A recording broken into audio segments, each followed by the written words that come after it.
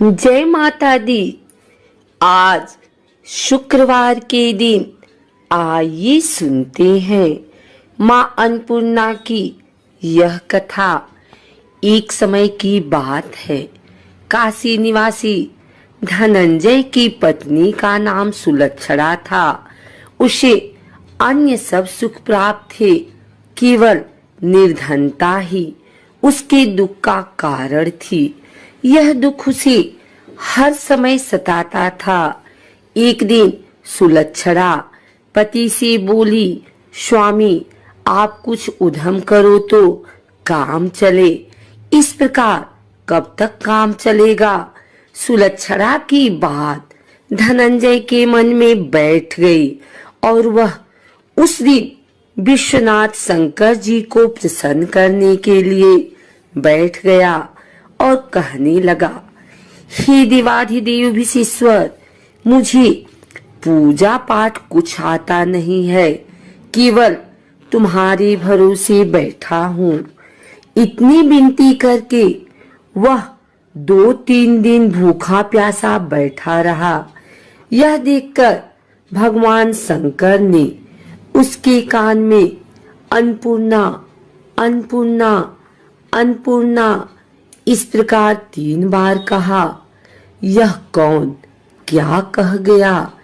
इसी सोच में धनंजय पड़ा रह गया कि मंदिर से आते ब्राह्मणों को देखकर पूछने लगा, पंडित जी अन्नपूर्णा कौन है? ब्राह्मणों ने कहा, तू अन्न छोड़ बैठा है, सो तुझे अन्न की ही बात सूझती है। जा घर जाकर अन्न ग्रहण कर। धनंजय घर गया, स्त्री से सारी बात कही। वह बोली, नाथ चिंता मत करो, स्वयं शंकर जी ने यह मंत्र दिया है, वे स्वयं ही खुलासा करेंगे। आप फिर जाकर उनकी आराधना करो। धनंजय फिर जैसा का तैसा पूजा में बैठ गया। रात्रि में शंकर जी ने आज्ञा दी, कहा तू पूर्व दिशा में चला जा। वह अन्नपूर्णा का नाम जपता जाता और रास्ते में फल खाता, झरनों का पानी पीता जाता। इस प्रकार कितने ही दिनों तक चलता गया। वहां उसे चांदी सी चमकती वन की शोभा देखने में आई। सुंदर सरोवर देखने में या उसके किनारे कितनी ही अप्सराएं झुंड बनाए बैठी थी। एक कथा कहती थी और सब माँ अन्नपूर्णा इस प्रकार बार बार कहती थी। यह अगहन मास की उजेली रात्रि थी और आज से ही व्रत का आरंभ था। जिस शब्द की खोज करने वह निकला था, वह उसे वहां सुनने को मिला। धनंजय ने उनके पास जाकर पूछा, हे देवियों, आप यह क्या कर रही हो? उन सब ने कहा, हम सब माँ अन्नपूर्णा का व्रत करती हैं। व्रत करने से की गई पूजा क्या होता है? यह किसी ने किया भी है? इसे कब किया जाए? कैसा व्रत है और इसकी विधि क्या है? मुझसे भी कहो। वे कहने लगी, इस व्रत को सब कोई कर सकते हैं। 21 दिन तक के लिए 21 गांठ का सूत लेना चाहिए। 21 दिन यदि न बने तो 1 दिन उपवास करें। यह भी न बने तो केवल कथा सुनकर प्रसाद लें। निराहार रहकर कथा कहें। कथा सुनने वाला कोई न मिले तो पीपल के पत्तों को रख, सुपारी या घृत कुमारी वृक्ष को सामने कर, दीपक को साक्षी कर, सूर्य, गाय, तुलसी या महादेव को बिना कथा सुनाए मुख में दाना न डालें। यदि भूल से कुछ पड़ जाए तो 1 दिवस फिर उपवास करें। व्रत के दिन क्रोध न करें और झूठ न बोले। धनंजय बोला, इस व्रत के करने से क्या होगा?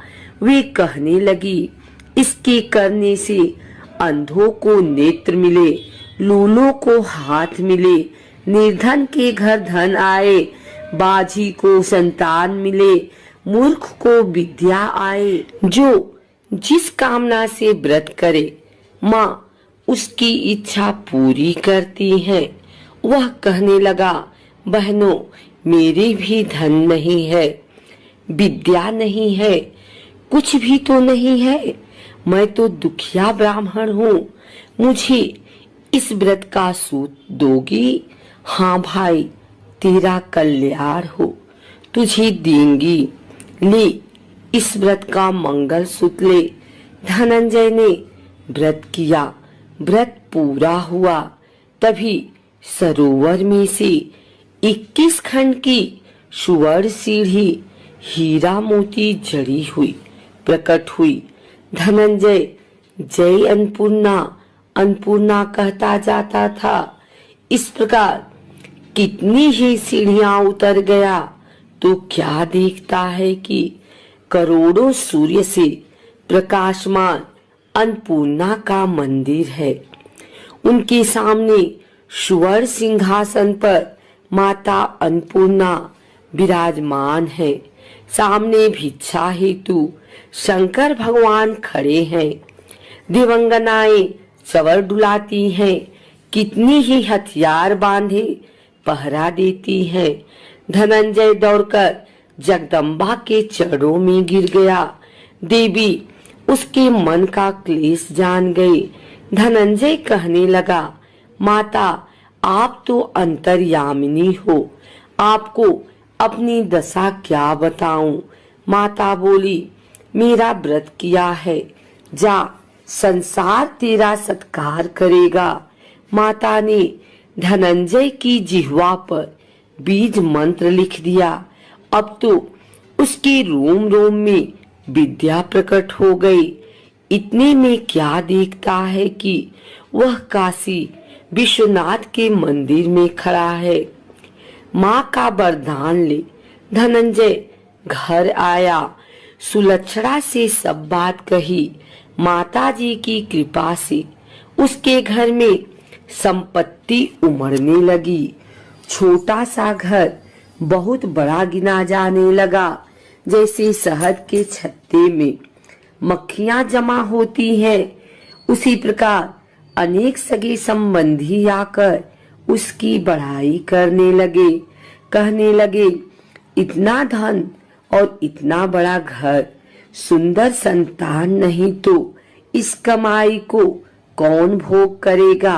सुलक्षणा से संतान नहीं है, इसलिए तुम दूसरा विवाह करो। अनिच्छा होते हुए भी धनंजय को दूसरा विवाह करना पड़ा और सती सुलक्षणा को सौत का दुख उठाना पड़ा। इस प्रकार दिन बीतते गए। फिर अगहन मास आया। नई बंधन से बंधे पति से सुलक्षणा ने कहलाया कि हम व्रत के प्रभाव से सुखी हुए हैं, इस कारण यह व्रत छोड़ना नहीं चाहिए। यह माताजी का प्रताप है जो हम इतने संपन्न और सुखी हैं। सुलक्षणा की बात सुन धनंजय उसके यहाँ आया और व्रत में बैठ गया। नई बहू को इस व्रत की खबर नहीं थी। वह धनंजय के आने की राह देख रही थी। दिन बीतते गए और व्रत पूर्ण होने में 3 दिवस बाकी थे कि नई बहू को खबर पड़ी। उसके मन में ईर्ष्या की ज्वाला दहक रही थी। सुलक्षणा के घर आ पहुंची और उसने वहां भगदड़ मचा दी। वह धनंजय को अपने साथ ले गई। घर में धनंजय को थोड़ी देर के लिए निद्रा आ गई। इसी समय नई बहू ने उसका व्रत का सूत तोड़कर आग में फेंक दिया। अब तो माताजी का कोप जाग गया। घर में अकस्मात आग लग गई। सब कुछ जलकर खाक हो गया। सुलक्षणा जान गई और पति को फिर अपने घर ले आई। नई बहू रूठकर पिता के घर जा बैठी। पति को परमेश्वर मानने वाली सुलक्षणा बोली, नाथ घबराना नहीं, माताजी की कृपा अलौकिक है। पुत्र कुपुत्र हो जाता है पर माता कुमाता नहीं होती। अब आप श्रद्धा और भक्ति से आराधना शुरू करो, वे जरूर हमारा कल्याण करेंगी। धनंजय फिर माता के पीछे पड़ गया। फिर वही सरोवर सीढ़ी प्रकट हुई, उसमें माँ अन्नपूर्णा कहकर वह उतर गया। वहां माता जी के चरणों में रुदन करने लगा। माता प्रसन्न हो बोली, यह मेरी स्वर की मूर्ति ले, उसकी पूजा करना, तू फिर सुखी हो जाएगा। जा, तुझे मेरा आशीर्वाद है। तेरी स्त्री सुलक्षणा ने श्रद्धा से मेरा व्रत किया है, उसे मैंने पुत्र दिया है। धनंजय ने आंखें खोली तो खुद को काशी विश्वनाथ के मंदिर में खड़ा पाया। वहां से फिर उसी प्रकार घर को आया। इधर सुलक्षणा के दिन चढ़े और महीने पूरे होते ही पुत्र का जन्म हुआ। गांव में आश्चर्य की लहर दौड़ गई, मानता आने लगा। इस प्रकार उसी गांव की निसंतान सेठ के पुत्र होने पर उसने माता अन्नपूर्णा का मंदिर बनवा दिया। उसमें माताजी धूमधाम से पधारी, यज्ञ किया और धनंजय को मंदिर के आचार्य का पद दे दिया। जीविका के लिए मंदिर की दक्षिणा और रहने के लिए बड़ा सुंदर सा भवन दिया। धनंजय स्त्री पुत्र सहित वहां रहने लगा। माता जी की चढ़ावे में भरपूर आमदनी होने लगी। उधर नई बहू के पिता के घर डाका पड़ा, सब लूट गया। वे भीख मांगकर पेट भरने लगे। सुलक्षणा ने यह सुना तो उन्हें बुला भेजा, अलग घर में रख लिया और उनके अन्न वस्त्र का प्रबंध किया। धनंजय, सुलक्षणा और उसका पुत्र माताजी की कृपा से आनंद से रहने लगे। माताजी ने जैसे इनके भंडार भरे वैसे सबके भंडार भरे।